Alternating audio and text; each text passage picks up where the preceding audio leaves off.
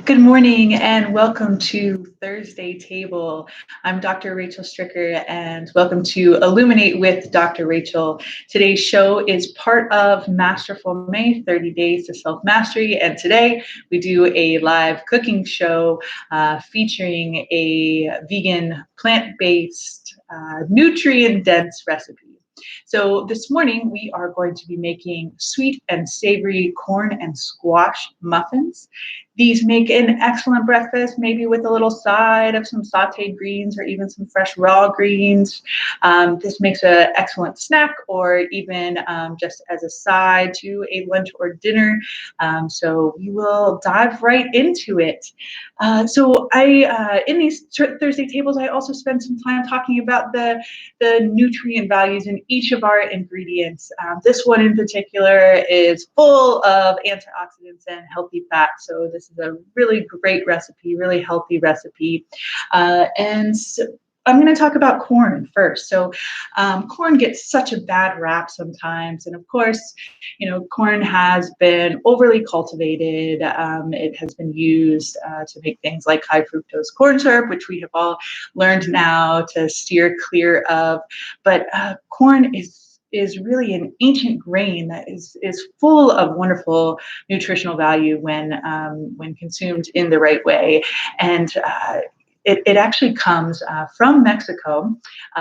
It came from a crop called teosinte, and interestingly, scientists believe that it might be as old as 10,000 years old, and had its roots back in this teosinte. Started to be domesticated in Mexico, but then it also traveled south into South America, and it was going through a separate and different domestication process there. So the corn that is grown in South America is different than the corn that's grown in Mexico, and certainly different from the corn that we grow in the United States. So whenever you're consuming corn, you want to make sure you're having organic, non-GMO corn. Very important. And corn comes in all different kinds of colors too. So there certainly is blue corn and even different hues of red. And as you've probably heard me talk about in all of my videos, I love to eat the rainbow to make sure that you're eating foods of all different colors. We talked a little bit about especially those purple and blue foods, and there's not very many of them. So when you can get that blue corn in, you're also getting all of those wonderful antioxidants from that blue color. So corn should really be thought of as a grain instead of a vegetable. So a lot of times it gets thought of as a vegetable, and truly it's not. It's a grain. And if you think about it as a grain, some of those things, some of those misconceptions about corn, oh, it's so high in sugar, it's so high in carbohydrates. When you think about it as a grain instead of as a vegetable, comparing it to something like a beet, that it really kind of falls in a very similar category for its amount of sugars and things that it has in it. And so corn is really beneficial. It's got a lot of great vitamins and nutrients in it. So certainly really rich in fiber. So it's helpful for the digestive system in general. We want to make sure we've got a really nice high fiber diet. This really helps the digestion, really helps to make sure that we're having good bowel movements, make sure that we are having good gut bacteria. So that's essential. Corn also has lots of B vitamins, iron, potassium, vitamin C in it. So really a great grain to incorporate in. So we're going to be using two different types of corn today. So what I have here is some corn flour, which is a little bit finer. This corn flour you can actually use to make your own fresh tortillas. Super easy to do. And so we've got our corn flour, and then we also have some cornmeal, which is a little bit grainier. It's a little bit thicker of a powder, and this is going to add some texture into our muffins today. So we've got a cup of our corn flour, we've got a cup of our cornmeal, and then we're going to add in some other baking powder some other baking flour. And so what I'm using here today is a Paleo blend, which is actually a grain-free blend. And so we've got some coconut flour, we've got some almond flour, we've got arrowroot and tapioca flour in here. And so this is also going to help to just bind everything together. But I like to use those non-gluten grains as part of our mixture. So we'll send all of that in together. We're going to mix up our dry ingredients first. So we've got a cup of that flour as well. So in here in this little bowl, I've got a tablespoon of baking powder, and we have about a half a teaspoon of salt, and about a half a teaspoon of some ground cinnamon. So last week we talked about cinnamon too. Cinnamon has so many wonderful properties, very anti-inflammatory, also has antioxidants in it, great for balancing the blood sugars, and gives it just a lovely aromatic to our mixture. So I'm going to just mix up our dry ingredients first. Get those all mixed up. And then we're going to just set that aside so that we can add in our wet ingredients. So the first wet ingredient that we have here is some pureed butternut squash. Look at that color, so gorgeous. So I actually roasted this butternut squash last night. And this is something that you'll probably want to do ahead of time so that you don't run into a really long cooking process. During the fall and winter when maybe you're eating a lot of squash, you can use just some leftover squash that you have.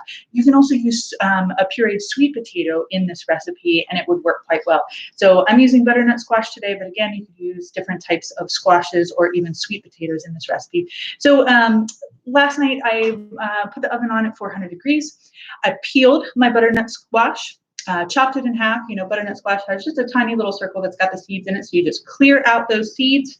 And I usually rub it down with just a little bit of olive oil, or if you're chopping it up before roasting it, which is what I did, I just tossed the little chopped up pieces of butternut squash with some olive oil and with some salt, and roasted that for about 35-40 minutes.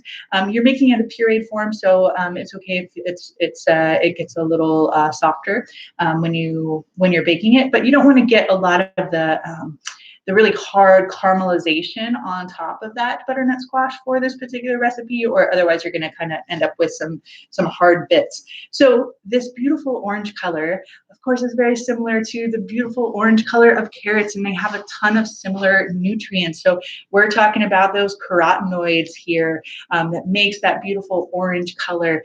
And so this is vitamin A, and vitamin A is great for so many things. It's really supportive of the immune system, certainly really helpful for eye health, full of vitamins and antioxidants. We also have lots of vitamin C, B vitamins, magnesium, potassium, vitamin E. And so those vitamins like vitamin E, vitamin C, and vitamin A are also really wonderful for skin health. So this is one of the things that helps to just give you that beautiful glowing skin. So we'll go ahead and drop our butternut squash into this other bowl. I'm going to mix up those wet ingredients, and then we'll add our dry ingredients in. So again, this is one medium butternut squash, and ended up being about 2 cups of puree. So when I pureed this morning, we mixed up just a little bit of water. I didn't need a lot in a blender or in a food processor. So maybe 2-3 tablespoons of water should be enough to get a good consistency. The next thing we're going to add in is some maple syrup. Maple syrup is going to give our recipe that sweetness. We're using this liquid maple syrup instead of using a powdered sugar or using a coconut sugar, which I'll use coconut sugar sometimes in my baking recipes. I like the maple syrup in this particular recipe. This is a vegan recipe, so it's egg-free. So we're using the maple syrup as well as the squash as the binder for all of those flours. And so I like to use it for that purpose. Now, that was about a half a cup of maple syrup. You certainly can use less in this recipe if you're wanting to just make it a little lower in sugar, and you would probably want to just add a little bit more milk to even out the liquid consistency and make sure that everything's still good and you don't end up with really dry muffins. So I'm going to give this a little mix up. I like to use maple syrup because, again, it just has that really lovely syrup, that really lovely flavor that only maple syrup can bring in. And then we're going to add in a half a cup of some milk. So I'm using some soy milk today. You can really use any alternative nut or seed milk that you'd like. We'll add that in and mix it up. This is the part where you have to slow down your mixing process so you don't make a mess. I tend to be a very messy chef myself, so make sure that we're not making a big mess today. And then our final ingredients here with our wet mixture is going to be some olive oil. So I have a cup of olive oil here. I do recommend the olive oil in this particular recipe. You could probably use a melted down earth balance. Coconut oil is a little trickier to work with in baking because, of course, gets solid. It has a different melting temperature than a lot of the other oils. So I do like the olive oil in particular in this recipe. And so many wonderful nutrients in olive oil. This is one of the healthiest cooking oils that you can use. I do recommend having a nice organic extra virgin olive oil that you work with in your home.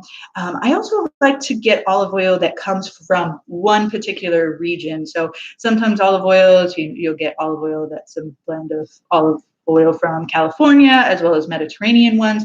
And if you can get one that's just from one region, it just makes me feel as though it's probably a little less processed, has gone through a little less processing. So if you get it from one region, that's great too. So olive oil is extremely anti-inflammatory. It's such a great oil to work with and full of healthy fats. So we're talking about monosaturated fats here in this olive oil. And one of the components of olive oil is the oleic acid, which is found to be very, very anti-inflammatory, very good and healthy for the body.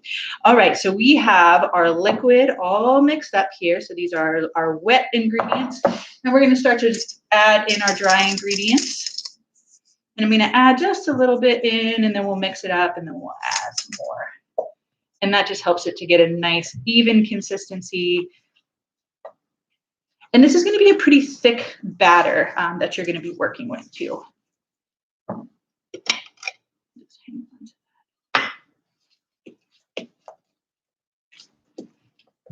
All right, everything's blending up really nicely. Now, there's lots of extra things that you could add into these muffins too. So if you wanted to add in some different spices, you could certainly do that. If you wanted to add in maybe a little bit of chopped jalapeno, that would be great in these muffins as well. We're going to have one little special edition once we get them into our muffin pan too. All right, so we're getting that nice thick batter here. So it's got that beautiful orange color, that blend of the butternut squash with the corn. Looks so good. All right, we'll set that aside. I'm going to grab my muffin tin. And I don't think I mentioned during this process, while you're mixing everything up, you want to make sure to preheat your oven. So I've got my oven preheating at 375 degrees Fahrenheit. So I have a nice non-stick muffin pan here, but I'm going to take a little of the olive oil that was left over in the bowl. And I'm just going to go ahead and coat all the way around here too. You could certainly use paper cups for your muffins if you want to. I usually like to just oil the pan instead. They come right out, and then you're not wasting that extra paper. I think the only time that I ever use the paper is if I'm maybe making cupcakes or something for a birthday party, and they're adding to the effect, if you will. But for these ones, we don't need that extra. We don't need that extra paper. We'll just go through and coat everything with olive oil. One thing I do use the coconut oil for when I'm baking is this purpose. So especially if I'm making maybe something that's a little sweeter, so doing more of a cupcake, I would probably use coconut oil to coat these pans instead. All right, so now we've got our nice thick texture. And we're going to go ahead and just plop this in. And you can fill these all the way to the top. So you're not going to get a lot of raising of these particular muffins. So you don't need to worry about leaving space at the top. You can go ahead and just fill them up. And the batter goes in here really nicely. It's bound up really well, especially if you're not having egg in it, right? That squash does such a great job of binding everything up. And it's one of the reasons I like that particular gluten-free flour as well. I really like to work with gluten-free flours that are a combination more than just one. So working with just almond flour by itself or just coconut flour by itself, I run into more challenges that they just don't quite turn out. But when I use a combination, especially when there's some of that arrowroot and some of that tapioca in there, it just tends to have a better texture. It tends to just turn out a little bit more and be much more similar and equivalent to work with as just like a regular flour too. So that's one of the things I really like to do when I'm doing gluten-free cooking. So these are gluten-free and vegan, these cupcakes, these muffins. See, I've got cupcakes on the brain now. I do have a sweet tooth. Okay, so we've got these in here, and I'm going to just kind of go through and even everything out too. So we're going to just give a nice little pat down. I've got some of that olive oil on my hand already, so everything is just sticking down really nicely and not all over me. So we'll give it a nice pat down so we have a good even texture. Got just a little bit more where I'll fill up.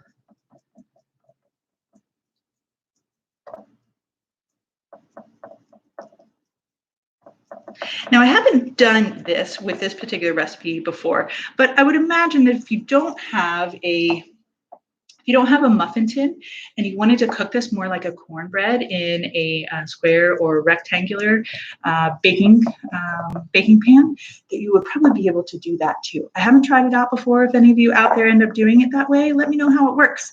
But I would imagine the recipe itself would end up just as cornbread, and then you could just have slices of it rather than having them in these individual muffin tins. Okay, I'm going to add just a little bit more on a few of these. And we are just about ready to get to baking. Okay, I'm going to give my hand a little rinse here. All right, our final ingredient that we're going to put on these delicious sweet and savory is some raw pumpkin seeds. So I'm going to just sprinkle these raw pumpkin seeds right on top. I love pumpkin seeds so much, and they are incredibly healthy too. So pumpkin seeds are a great source of healthy fats. Again, they've got the omega-3s and the omega-6s in them. One of the things that I use pumpkin seeds for medicinally is for balancing hormones. So they have a great affinity for men's health. So they are full of zinc. And zinc has been shown to really help with issues, especially men's issues surrounding infertility. So they actually help with sperm count and sperm motility. These have also been found to be really supportive for prostate health as well. And I use them as well for balancing female hormones. So I think they do have a nice direct effect on testosterone. And of course, even as women, we need to have some testosterone. And that comes into play, especially in my postmenopausal patients, being able to have enough testosterone. So pumpkin seeds work great with that, but I'll even use pumpkin seeds as part of some seed cycling that I do in women who are still having a menstrual cycle to help balance out menstrual cycles a little bit more. So let's see if I can get a nice tip so you can see. So we've got them filled to the top. Look at that beautiful color. We've got those pumpkin seeds right on top. And we're going to pop this in the oven now. And this is going to cook for about 20 to 25 minutes. So, it depends on your region. It depends on your oven a little bit. So what you want to watch for is just making sure they're going to have a little, you want them to get a little brown around the edges. You'll see that. You don't want them to overcook though. And they'll start to crack just a little bit at the top when they're done too. So you want to start watching them at about 20 minutes. You may need up to 25. I only needed about 20, 21 minutes before it was time to take mine out. So the magic of the cooking show. Those are actually cooking, but I made one little individual one today. So it has this beautiful golden color. These pumpkin seeds look great. They got a little toasted from baking in there. We're gonna open things up. And they have just a beautiful moisture to them too. I love the addition of the butternut squash in there. Makes them so good. So that flavor of the corn meal, the corn flour gives it great texture. It's got a great moisture to it too. And that perfect balance between sweet and savory. I taste that little bit of salt and that little bit of cinnamon that we put in there. And then all the just natural sweetness of the butternut squash and of the corn just coming through. So delicious, packed with nutrients, packed with antioxidants, great for heart health, great for skin health, great for immune system support. So I hope you'll try out this recipe. Tomorrow we'll be back again for some Fitness Friday. And Fitness Friday, we'll be doing our Power Vinyasa class again. And this class is going to be coming live via Zoom, and then will be uploaded to YouTube later. So if you want to join me on the live Fitness Friday class tomorrow, it's going to be at 9:30 a.m. Pacific Standard Time, and the Zoom code is 801-673-2464. All right, we'll see you next time.